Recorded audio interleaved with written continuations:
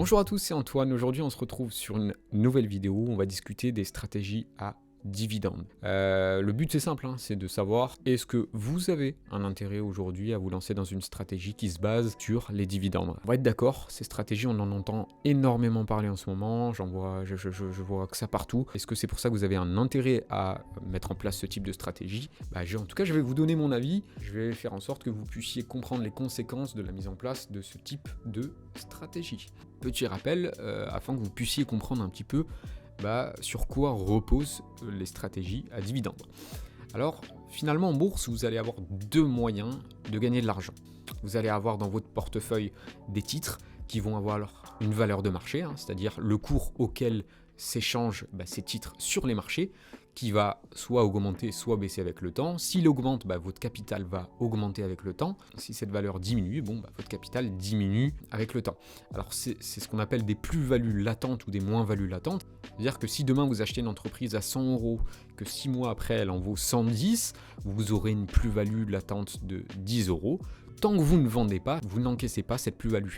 Donc ça, c'est la première chose qu'on va rechercher généralement quand on investit sur les marchés. On va chercher à avoir des entreprises qui, à long terme, augmentent leur valeur de marché pour avoir une appréciation de notre capital de cette manière. Ça, c'est la première chose.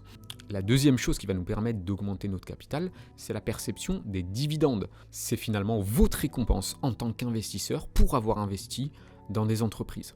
D'accord ? Les dividendes, ça va être finalement un choix de l'entreprise de distribuer une partie de ce qu'elle gagne aux actionnaires, tout simplement, et vous en tant qu'actionnaire, vous allez avoir le droit à ces dividendes.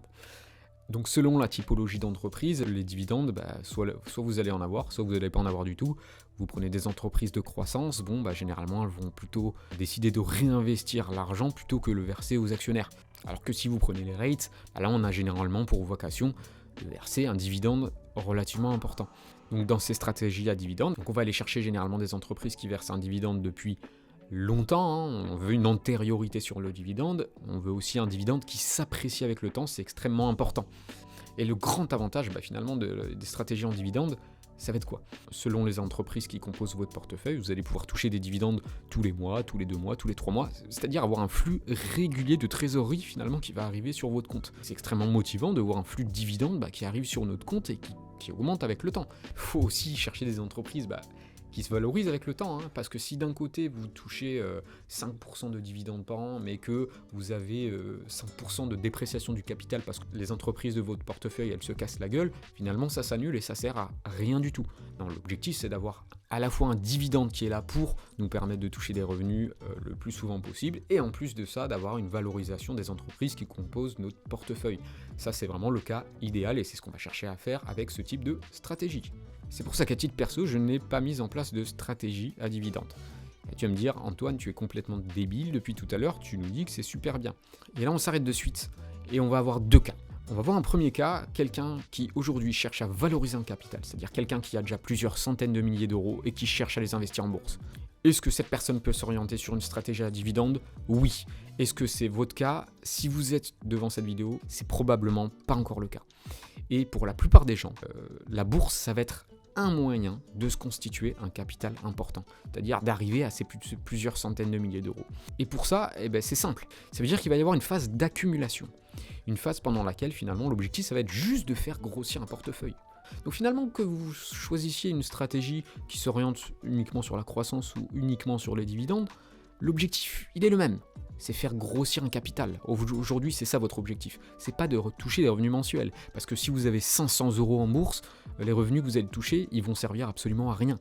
Donc les revenus que vous allez toucher, dans tous les cas, vous allez les réinvestir. Et c'est là qu'il y a un problème extrêmement important. Si vous voulez avoir un choix important pour vous constituer un portefeuille à dividendes, vous allez généralement devoir passer par un compte titre. Si vous décidez de passer par votre PEA, vous allez pouvoir investir dans les entreprises françaises, européennes. Alors si vous arrivez à vous construire un portefeuille à dividendes de cette manière, j'y vois pas d'inconvénient. Par contre, si vous comptez aller chercher des entreprises, notamment américaines, parce qu'on va pas se mentir, c'est un peu là-bas que tout se passe en bourse. Le cœur des marchés financiers aujourd'hui, ça reste quand même les États-Unis, et généralement, sur les stratégies à dividendes, on va rechercher les entreprises américaines, et pour ça, on passe par un compte titre. Et c'est là qu'il y a un problème énorme qui se pose si vous passez par un compte titre et que vous décidez de mettre en place une stratégie à dividendes. Et je vais vous donner un exemple clair afin que vous puissiez comprendre. Imaginons que vous ayez un portefeuille composé d'actions. Ce portefeuille il vaut 100 €, je schématise, c'est pour que vous puissiez comprendre correctement. Vous avez une stratégie à dividende, vous avez un dividende qui est grosso modo à 4% aujourd'hui, et vous cherchez une appréciation à peu près de 6% des entreprises qui composent votre portefeuille. Ça veut dire que vous cherchez à avoir une performance globale de 10%, dont 4% de dividendes. Et bien sur ces 4% de dividendes, tous les ans, vous allez devoir payer 30% de frais, même si vous décidez de les réinvestir. Et c'est ça la problématique. Ça veut dire que à la fin de la première année, imaginons que vous preniez vos 4% de dividendes, que ça s'apprécie de 6%, bon à la fin vous avez 110, vous avez touché 4 € de dividendes, et bien sur ces 4 €, vous allez devoir payer 30% de fiscalité, la flat tax. Et ça, peu importe que vous sortiez votre argent de votre compte titre ou pas, c'est comme ça. Vous êtes soumis à la flat tax quand vous allez percevoir vos dividendes au sein d'un compte titre. Et ça, c'est sur une année.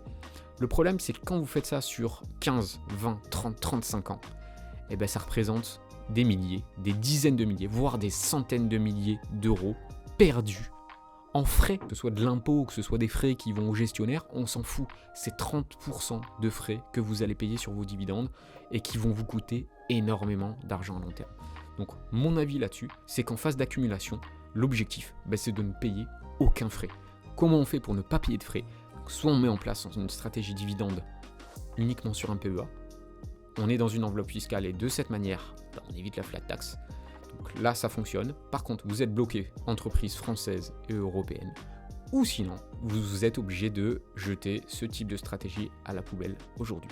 Voilà pourquoi aujourd'hui, même si effectivement c'est vendeur d'avoir de l'argent qui tombe un petit peu tous les mois, mais moi de toute façon je m'en fous. L'argent que je touche de la bourse, je veux le réinvestir aujourd'hui. Que ce soit les plus-values que je fais, que ce soit les dividendes que je perçois, je veux le réinvestir. Si tu réinvestis pas, finalement tu profites pas de la force de la bourse. Mais il faut que tu aies cet effet boule de neige avec les intérêts composés. Donc je m'en fous complètement de toucher 20 €, 30 €, 300, 1000 € par mois aujourd'hui. Ce que je veux, c'est faire grossir un capital. Si c'est ton cas aujourd'hui, je pense que la réponse du coup elle est plutôt claire. Soit tu passes par un PEA, soit si aujourd'hui tu dois passer par un compte titre, je pense que c'est pas la bonne décision à mettre en place aujourd'hui. Tu as mon avis sur la question. En tout cas, j'espère que cette vidéo elle te servira. Elle te permet de comprendre un petit peu mieux comment ça fonctionne et elle te permettra de prendre les bonnes décisions sur la stratégie que tu vas mettre en place. On arrive à la fin de cette vidéo et donc, comme d'habitude, n'hésite pas à t'abonner, à laisser un commentaire, un j'aime, tout ce qu'il faut. Et je te dis de toute façon à très bientôt pour une prochaine vidéo. Bye!